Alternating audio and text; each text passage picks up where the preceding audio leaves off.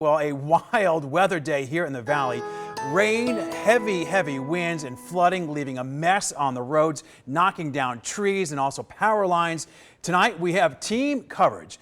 Abel Garcia is tracking all of that damage. But first, let's begin with meteorologist Dani Beckstrom. And Dani, we could see this type of weather tomorrow as well. Yep, and we're not quite done with it yet tonight, Todd.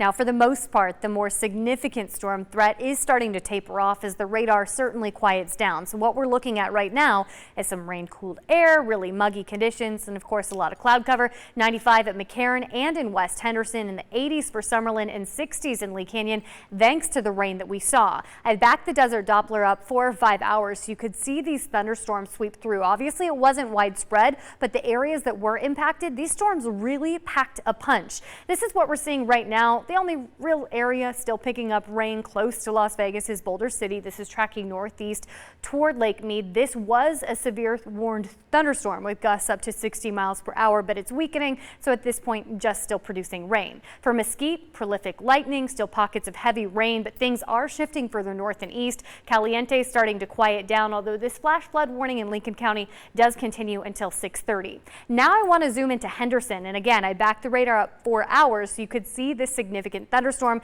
This was a warned storm with radar indicated gusts up to 60 miles per hour, and this is where we saw the most damage in the Las Vegas Valley. These severe storms toppled trees, as you saw, so it's just a mess. And that's where we find our newest reporter, Abel Garcia. He is live near Arroyo Grande with a look at some of the storm damage.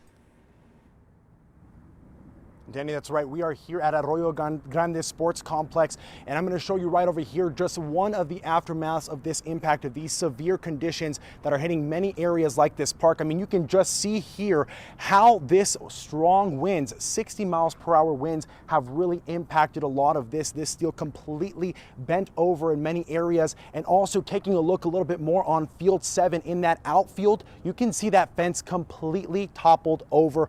Also, the surrounding net that makes sure and protects those balls from leaving the ballpark also completely ripped right through. We spoke to Julian Ramos. He is a park and recreation manager here in the city of Henderson, and he tells me he's been here for more than 23 years and has never seen anything like this. I mean, we are talking about more than 10 trees that have been here for more than 30 years long, completely toppled over because of these winds. Such severe conditions that some of these individuals have never really seen before happening here in our very own city today. And again, a lot of baseball players, softball players, little league players play on these fields. So many members within the city of Henderson are doing everything they can to make sure that they can have these fields back open by next Monday. Reporting live from the Arroyo Grande Sports Complex, Abel Garcia, 13 Action News. Abel, thank you, and welcome to 13 Action News, by the way. Remember that we are your first alert weather station, so you could download the free KTNV app at any time. You could also learn what the weather would be like in your neighborhood.